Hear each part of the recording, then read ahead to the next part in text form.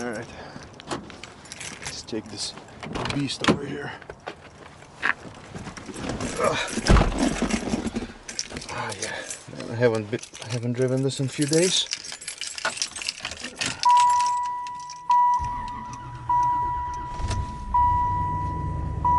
Like new. Make sure that we have the music not too high. Alright, so the plan for the day, let me actually set up my tripod place here. The plan for the day will be I gotta go to the bank first, and then after the bank, I think we're gonna go to a place called Dan's Garage. And that's like, the guy pretty much has a whole bunch of old Chevy GM cars. It's like almost, I wouldn't say a junkyard, he's not like parting them out. I would say it's like almost a museum around here in this place. I think you guys will like it. It's a pretty awesome place. So I'm gonna record what's in there, but the reason why I'm going there, he has a 64 Biscayne that apparently has a reupholstered interior, but it's wrecked in the front and it might be for sale. And my Impala does need new upholstery, and to make new upholstery it's like $2 grand almost. But if that thing has everything new and if it's in decent condition and somewhat color matching, I might pick that up. So yeah, we're gonna do that, but first I gotta stop by the bank and then we're gonna go get there. Alright, let's head out here. I forgot how much I love driving this wagon. Except there's some rattle in the glove box that's been annoying me for like fucking ages. I'm not sure what that rattle is. I gotta figure it out. I think there's just something banging around in there. Sounds like a little plastic.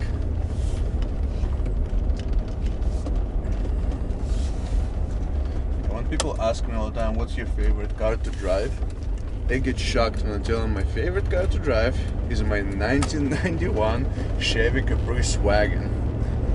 And people are like, why? It's old and huge, and and this Caprice wagon, people either love it or hate it. Like me, I absolutely love the body style, love the way it looks. Lots of people hate it or call it like a hearse or whatever. To me, I absolutely love the way it looks and the way it rides. I mean, if you ever driven the bubble car, which is like pretty much a Impala or the Caprice from 91 to 96, you know what I mean? It's just like a driving on a lazy boy. It's soft, it's comfortable, and the cars are stupid reliable too, so that's kind of nice. So like you don't really have to do much. I mean, in the whole time I've had this car, which is several years, like if I'll list you what problem it had, you'd be laughing. I mean, first of all, the car doesn't burn any oil, it's still original engine. The only things that I had to replace is a water pump. The reason why I had to replace water pump is because there's just the seal started to leak where it just mounts to the block, so the gaskets. The water pump actually functioned fine. I could have just replaced the seals and call it a day, but I figured, see, if I have to take the water pump off, might as well put brand new Gates water pump with like a lifetime warranty on it. So I did that. Then radiator, and the reason why we replaced radiator is because my body punctured it by accident. So again, it wasn't even something that was broken on the car, it's just something that we punctured. Then at the tire shop, when they were swapping my tires out, they broke one wheel stud. And yeah, what else? Oh, the starter was going out. It didn't go out completely, but once in a while it would just click and not start, but it would always start second or third time. So yeah, I just replaced and went to a mini starter, and that really was it for the issues. There was absolutely nothing else wrong with the car besides your regular oil changes, spark plug, fuel filter, which is regular maintenance. But yeah, stupid reliable car. Engine sounds great. There is no misfire, nothing like that. Works like it should. So yeah, on the way to Dan's Garage. We'll see how that Biscayne looks like. I hope I'm saying it right. I think that's how you say Biscayne. And hopefully that interior might fit my car. If it does, I'll just buy the whole car and possibly either A, try to see how much the damage the other car has, and maybe if I can restore it and just swap my old interior out of it and make it a daily driver, or B, if it's too much damage, then just use it as a parts car for my Impala, because they're very similar. I mean, Biscayne is just a cut down version of Impala in 1964, so the back is slightly different, but most of the sheet metal is the same, most of the interior is the same. It's not considered to be as upscale as the Impala in 1964. All right, guys, so we'll see you there.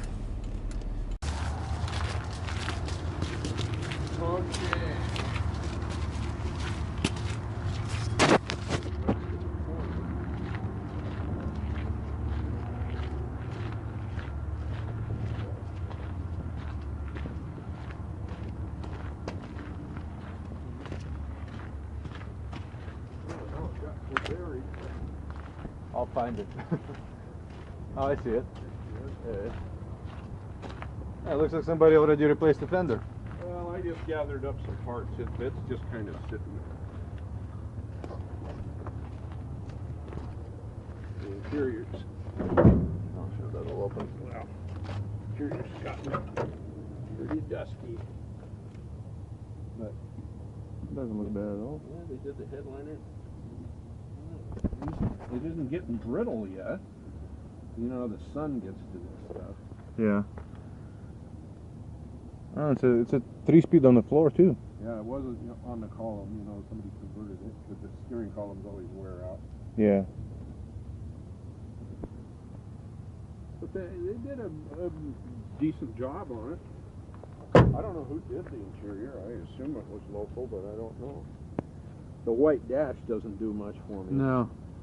Well, I'm just wondering how it's gonna look, because I have the teal, or whatever the color is, turquoise, turquoise interior. Yep. I wonder how that would look against. how that'll look on it. Yeah. dash. Yeah, because mine is 103,000 miles original, so it's like What year? 64. Yep.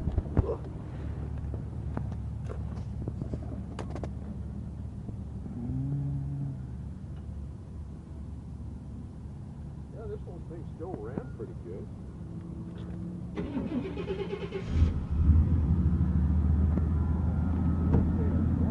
Yeah.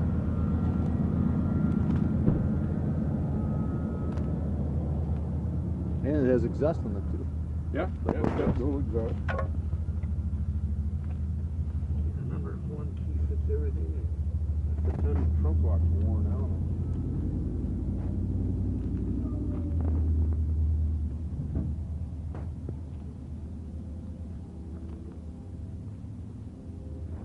It needs the right front frame horn spliced where the bumper bolts on it was crumpled.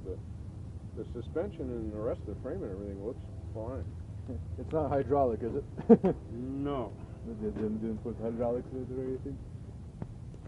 That's pretty good. That's actually pretty rust free. That's not bad. As these cars go. Yeah. I should get all this shit out of this trunk lip because they never dry out. Yeah. I actually just had to pull all my rubber sealing out, and I put some Rust-Oleum in there, just so it kind of puts a coat in there so it protects it.